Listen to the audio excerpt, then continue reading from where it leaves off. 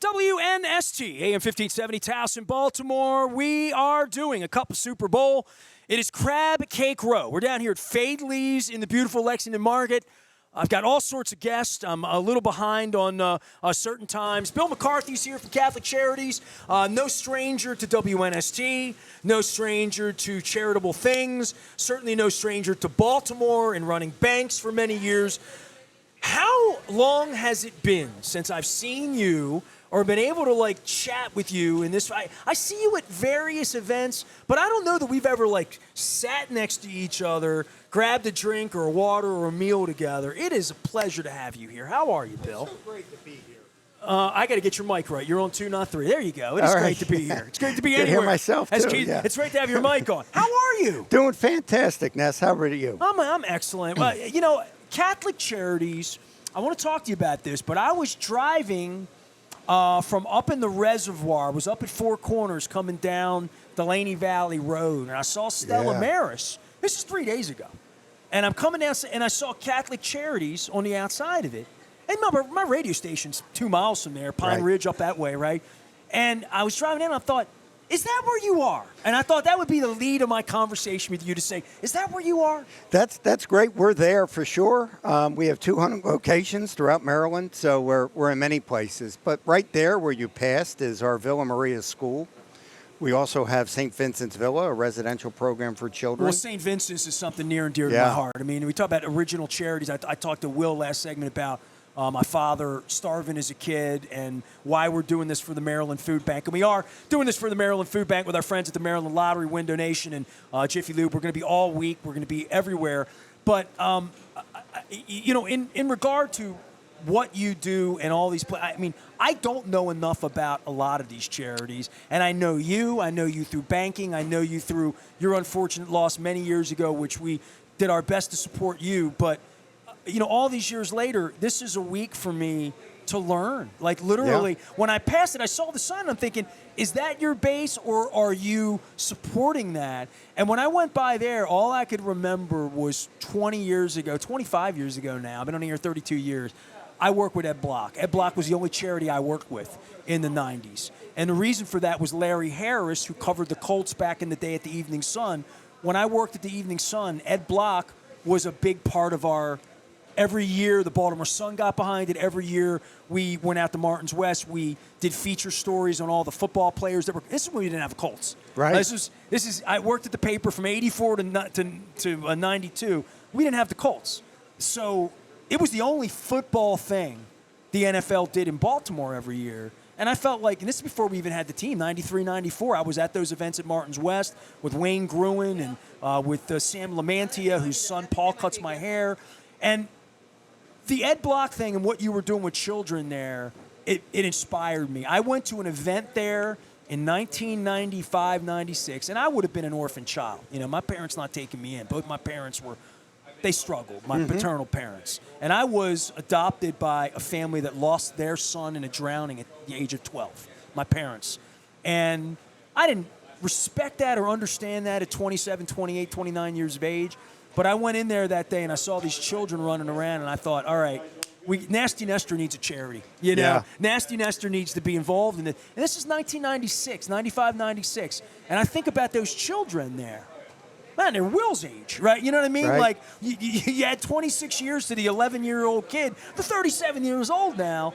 And this is the kind of work you have done forever, and but so many people have made. St. Vincent Center was a place I went every single year with the kids and the football players. Yeah. I went out there and played football with those kids every year. That's a great memory, and it was the first Courage House in the United States was St. Vincent's. I knew that. Yeah. Now so they have 20, maybe you more know, than 20, that. Right? Yeah, more than 20 actually. But it started there. It's still vibrant there. It brings so much joy to the kids too. They're when always the football so players excited. would come, they would sing to the football players. They would make gifts. God, it'll make me cry thinking about it. Yeah. I've already cried twice this morning. Start talking about David Modell. I get emotional here. We had the American Cancer Society.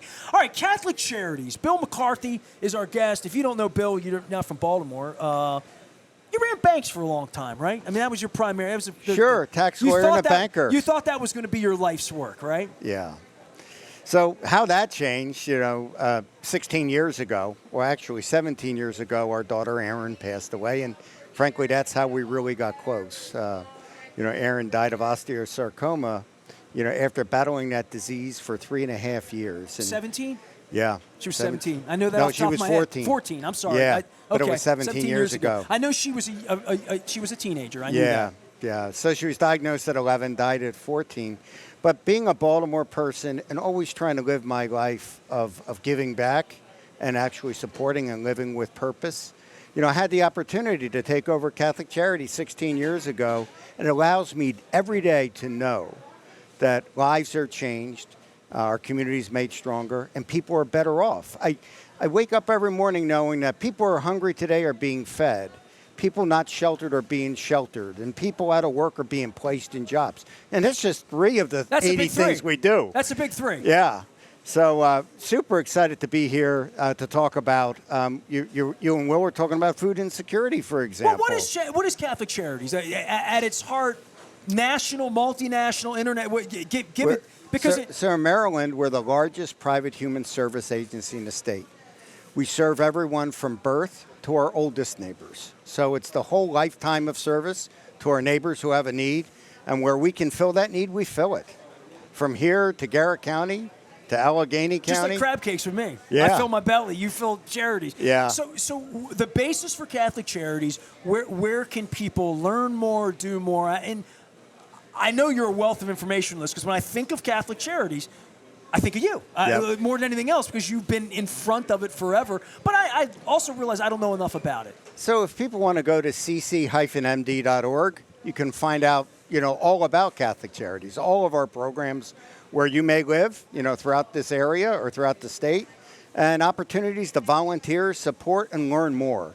Really, we want to educate our neighbors about the plight and journeys that people are taking, where we can just give a hand up by helping people with an act of kindness. It could be a meal, it could be mentoring, it could be providing health services, all sorts of things that every day. I call Catholic Charities a movement to improve lives. Almost 8,000 volunteers each year coming in, and that's a Baltimore positive story.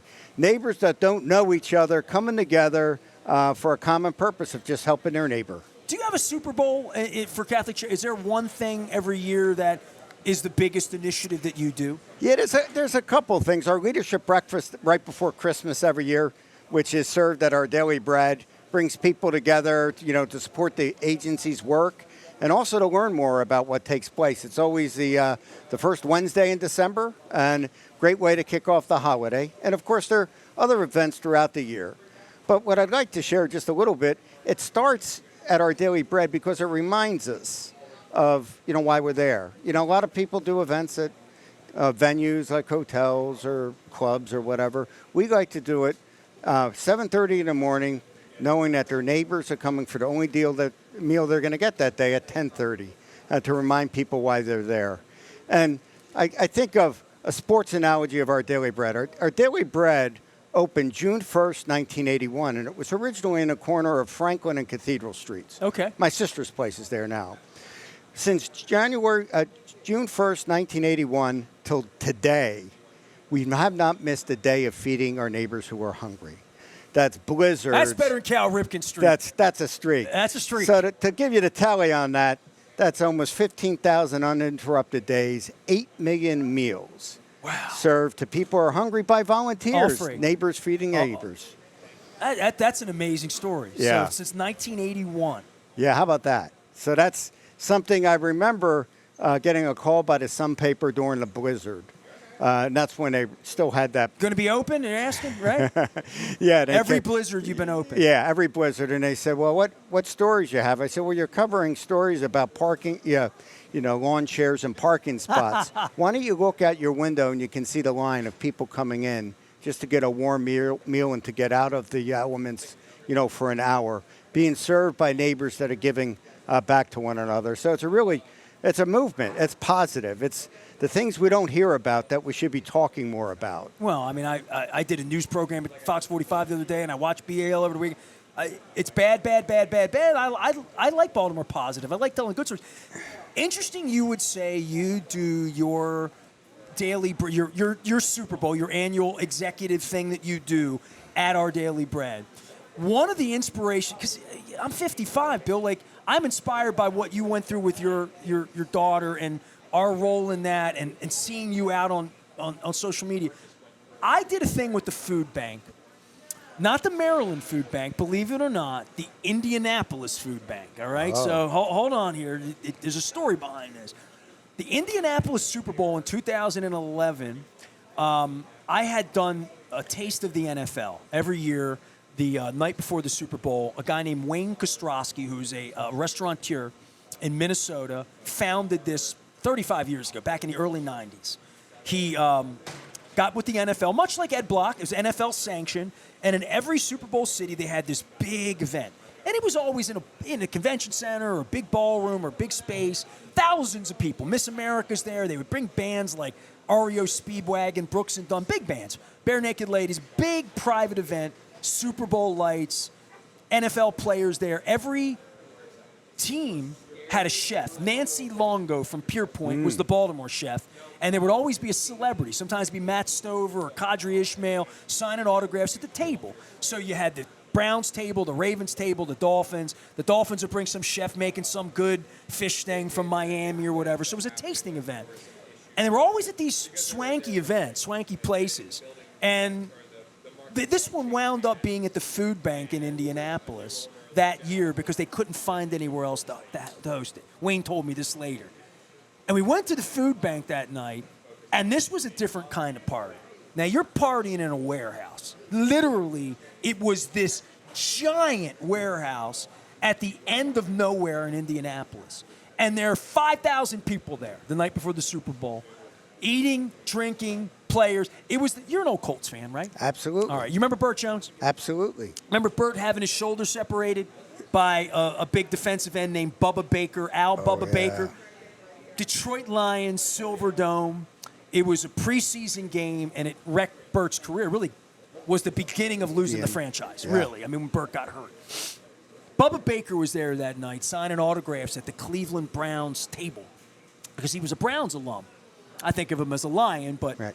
And I had my camera on him. I asked him about Burt Jones. He said, yeah, I meant to hurt him. I wanted to hurt him. I'm like, oh, I don't want to hear that. This was a weird interview, right? That night, we had a couple glasses of wine. The band played, whatever. We couldn't leave. Cabs would not come to the food bank at the end of the street. And there are hundreds of people that could not get back downtown the night before the Super Bowl. And I'm stuck at the food bank. We were stuck there till 2 a.m. Wow. They were sending buses and nobody got to leave. Everybody kind of hung out at the food bank. And I called Wayne about a month ago when I dreamed this crazy thing up. And I said to Wayne, you trapped me at the food bank, so eventually I give to the food bank. So I'm going to tell Carmen Del Guecho when he comes by on Thursday that it was a night trapped at the food bank that inspired this thing in some way, in some small way. But it is sort of, when people come down to Our Daily Bread and they're there, they get to see a different side of, hey, I'm Bill, write me a check, or write me a corporate check, or just give something. Or I think it is different. And I've, on Thanksgiving, gone to West Baltimore and as part of a basket brigade with Tony Robbins, served food on Thanksgiving Day. Sure. And if you've never done that in your life, if I inspire anybody to do anything this week, volunteer one time in your life. One time, it could be Our Daily Bread, it could be... Could be the food bank. Could be the food bank, could be with anybody. But if you see people who woke up this morning not knowing where their next meal is coming from, and I've never been so unfortunate, I told a story about my father, if you've been that person and you see these people every day of your life, people that are really unfortunate and need society's help. We hear about politically handouts and giving free stuff away and entitlement, all of these words that we put on poor people, that we've ostracized them and we've stigmatized poverty in this country. Yeah, we've shamed something that should be, we should be above shaming it, and it should be below being shameable to be hungry in this country. And to your recommendation, if you volunteer just once, or at least to start, You'll do it again. You'll do it again. Because what you realize is we're more alike than we're different. We're closer than we are. Oh, yeah. People's journeys are different. And there's this great sense of purpose and achievement as doing something as simple as serving a meal or mentoring a child or just doing an activity with a child or just trying to help somebody mock interview for a job. And then you realize that this human connection is what gives us purpose. And we have such a positive experience. You hear more and more from volunteers, I feel like I've got more out of this day than I was giving. And we said, well, you know, I view our role as nonprofits and Catholic Charities specifically. Yeah, the people that are come for service or come with present a need, we certainly serve them. But serving the volunteer is just as important because that's what creates this movement. And then that gives people greater meaning in their lives as well going forward. This is why I have guys like Bill McCarthy come by. It is a cup of soup or bowl. It's for the Maryland Food Bank, but the whole idea is I try to get 100 charities out this week. I think I'm going to be stuck somewhere in the mid-60s because I just couldn't physically find 100 charities and slot them all. And some people were around. Some people said Casey cares. Casey couldn't make it. She's like, I'm sending somebody. People are sending people that couldn't make it here this week. But maybe next year we'll get up to 100. But I think every story individually is important and what people can do. So, Bill, tell everybody out there right now what volunteer. How do I volunteer? What would I do? Go to the website, click the volunteer button, and throw an email that way. Simple as that, right? cc-md.org and click on volunteer, and we'll find where you are, what you're interested in volunteering in. I'm in Dundalk. Let's just say I'm going to be in Dundalk tomorrow at Costas. What do we know about Dundalk? Sure, close to you, we have the Dundalk de Villa Maria Clinic right on Dundalk Avenue, and there's a drop-in center for kids after school. Could be an opportunity to volunteer there as well. What if I'm in White Marsh, Bel Air Road area? What if I'm in there? That's great. You're doing this. We have Crossroads Senior Community right there on Fitch. So you can come down and work with our seniors there I played as well. basketball at the Bicota Center with my late great friend Alan Goldstein many years ago. Yeah. And I see these senior centers with these basketball programs. I'm trying to fix my back and my knee. I'm walking like John Wayne a little bit with my knee lately, trying to get it together. I was in PT a couple weeks ago. I said this young girl was there. She had her hip. I was up in Harford County. And I said, man, I get up in the morning. I'm walking like John Wayne. And the girl said to me, who's John Wayne? That's funny. And I said, man, I'm walking like John. So, Towson area, what do you got in Towson for us? So we have Trinity House right in Towson across from the library. It's another senior building. Downtown Towson. Downtown Towson. Right. We have Gallagher Homes, which are group homes for adults with intellectual disabilities, and a Gallagher Day program right there as well. So there's Catholic Charities not even one thing. It's not just seniors. It's not just Catholic people. Let's just start with that. No, right? it's more. We serve everybody, and that's what we went out there. I'm a recovering Catholic. We all are. I'm trying to get right. I was thinking where you grew up over at Fatima, we have two senior buildings right there on Kane Street. Now we bought the property from the parish, and now my first home I bought was 428 Kane Street. Yeah. So and I hear these people bitching about mortgage rates. 8.75 back in 1986. 8.75. I mean, people have been spoiled with free money. That's well, you're a banker, I know that. right? So I mean, so I remember too. And when I tell my 20-year-old son that, he goes, "Dad, you're out of touch." Every time I drive by Kane Street, I think of Anchor Post fence there, and Our Lady of Fatima, where I was confirmed, and it got my first Holy Communion, the whole deal. CCD. So two senior buildings there. If we have time, I'd love to talk about one new project we just undertaken. Absolutely. That's why we're here. So I grew up in West Baltimore, St. William of York, and I played basketball. And we used to play in St. Edward's Gym off of Poplar Grove every Saturday morning. I don't know where this is. Where's Poplar Grove? So it's south. It's all south. It's the Greater Rosemont neighborhood. It's just south of Evanston Village off of Evanston Avenue. So Walbrook almost did. Not quite. You defend all right, them. Go, Baltimore neighborhoods are very. I got you. Yeah, all right. So we'll call it Greater Rosemont, which encompasses about 6 neighborhoods. I called an Edgewood guy Joppa the other day. Oh my God! It's like calling me Essex. So it's got a pride. Don't do that. So what we've done is we finally the old Alexander Hamilton School, which is across the street from St. Edward's. The city was divesting of it. It sits on 5 acres. Famous alumni include Kurt Schmoke, who went to new owner of the Orioles. How about that? To get Kurt Schmoke. Yeah, so that's great. He went there, and so many others. But what we did was we had this idea. If we're able to work with families from when the time a mom is pregnant to a senior is at advanced age and needs other services, at one place, we can make a difference in the community and we can break the cycle of intergenerational poverty. So what we're doing is we're redeveloping the Alexander Hamilton site into an intergenerational engagement center.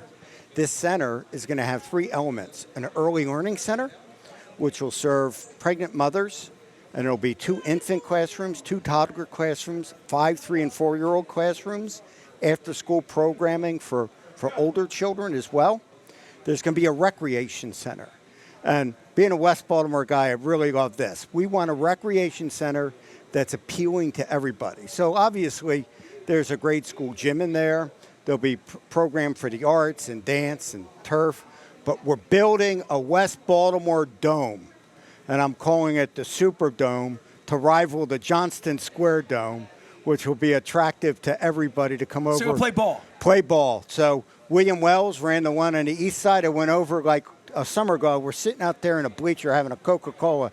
I said, Mr. Wells, I said, you know, I know West Baltimore is better than East Baltimore, and I can't believe that West Baltimore has been deprived of this covered dome all these years.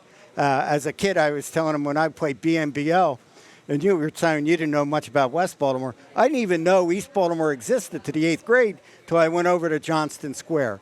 So this rec center will have a dome, which will be used for hoops and other sports, but can also be used for movie nights and other things as well. When's this going to happen? So we break ground in February. Okay. And then it'll open. This is February.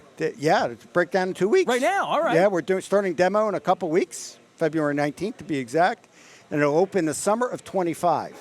The other important thing is there's a 200-unit senior building right next to it. So the community center will have a dining program for seniors. There'll be a pantry, workforce development, health services. And we've talked to the community about what kind of program do you want to have that allow you to connect and engage with kids. So there'll be things like a chess club somebody wants to do. They want to do a game night.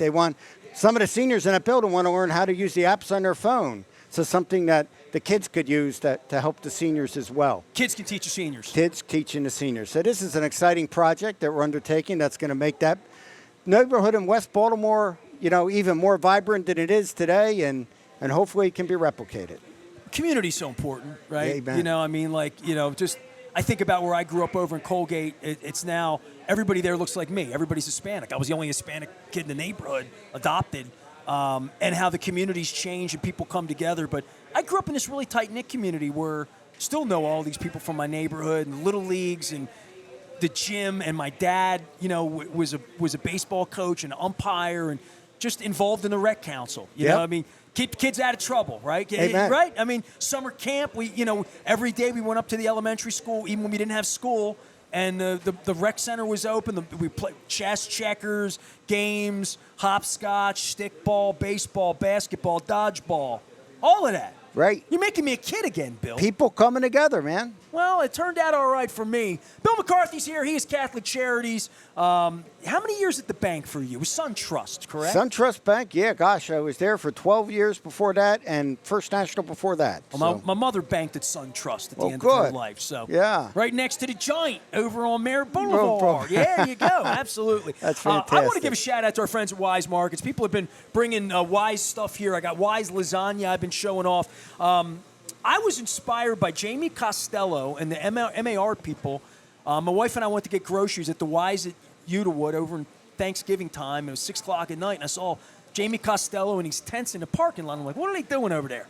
And I went over there. They were doing it for the food bank. And I don't know. I just got a weird thing about what I was going to do. Radio Row week, Super Bowl week. I thought the Ravens could be in the game, and this would be a big purple pep rally. But it is a cup of Super Bowl. We're calling it Crab Cake Row. We're at Faidley's right now in Lexington Market. We're going to be at Costas on Tuesday, Coco's on Wednesday, Thursday at State Fair in your side of town, the west side, Catonsville. And then Friday we're north up in at Pappas in Cockeysville. Come by, bring stuff for the Maryland Food Bank. You know the drill. Bring canned goods, bring dry goods, stuff that people can use, stuff that's in your pantry. Don't bring me any old stuff. Don't bring me any expired stuff now. But come on out. Help us out. It's all brought to you by our friends at the Maryland Lottery. Bill McCarthy's getting a 10 times the cash ticket here. Roz and John Martin, these are shiny and fresh. Our friends at Window Nation, 866-90 Nation, as well as Jiffy Lube Multicare. All of our sponsors have put this thing together. They're all participating. Leonard Raskin, this is Leonard Raskin's crab mallet. I can use this here at Faidley's, but it has a beer opener on the other side of it. It's right. So this is patented. Leonard is right now on his 30th wedding anniversary in Walea right now. So he's not worried about me. He's having poi, probably, some delicious fresh pineapple. But Raskin Global is also a big part of what we're doing around here. So if you are around this week and you can't make it today, you're listening on AM 1570, you're out on our live stream. All of the videos will be up at Baltimore Positive. All the audio will be up as well. And if you just heard Bill and you hear him again in a month, it's because I'm replaying this stuff because it's important. I haven't eaten anything. I haven't drank anything. It's a good thing the bathrooms. Live radio. Whose idea was this, Bill McCarthy? Whose idea was this to do live radio? The hell am I doing here? I used to tape this stuff. Catholic Charities, cc-md.org. cc-md.org. Simple Amen. enough. All right. Thank you. West Baltimore, there he is. All right. Thank you. Don't say I'm not diverse. I let the people from West Baltimore on the show, too. Okay. Even though I had never been out the West Door at Packer Street, I always came through the Lexington Market. We're still at the old market. We'll be at the new market soon enough. If you see the beautiful mural on the wall there, that is in front of, I'm calling it a beer garden. They're going to call it a crab cake garden, maybe an oyster garden. But the new Faidley's going to have outdoor space. It's getting built out. It's really close. I was over there. All the lights are there. All the signs are missing in here. It's the first time I've been in here where, well, they do have the raccoon and muskrat sign here on the... Yeah, but Damie tells me that's going over. Haven't you eaten raccoon and muskrat? No, Damie tried to convince me to do it. Will has. I haven't tried it yet. Will was talking about the raccoons. Dude, I got raccoons right out in front of my cat gets in my lap every day. Middle of the night, she looks out the window, and the raccoons are at the bird feeder. We call them pandas. Now, well, I got to take a break. We'll talk raccoons later. Okay. That'll keep people hanging on. I'm doing live radio. We had a conversation here, and I'm trying to make everything work. I got this roadie. It's crazy. And the next thing I know, I'm trying to get Bill organized, give out lottery tickets, and we start talking about the difference between eating raccoon and eating muskrat. Muskrat, yep. It's not even lunchtime. I haven't even had a crab cake yet. So a little different down here, Faidley's. I'll tell you, got to get Bill Devine down here as well. Bill McCarthy, Catholic Charities. First time on the program. Yes. I appreciate you coming by, man. I appreciate you having me. Always a pleasure, Right. man. Bill McCarthy, Catholic Charities, cc-md.org. Maryland Lottery, Window Nation, Jiffy Lube, putting it all together. We're at Faidley's. It is Crab Cake Row because they won't let me go to Las Vegas. I don't want to be there anyway. It's 50 degrees, but football team's not in. Nothing better than West Baltimore. Crab Cake Row's the place to be in a cup of Super Bowl. Get on down here to Faidley's and say hello. Stay with us. We are WNST, AM 1570, Towson, Baltimore, and we never stop talking charity, community, local, Baltimore positive. Stay with us.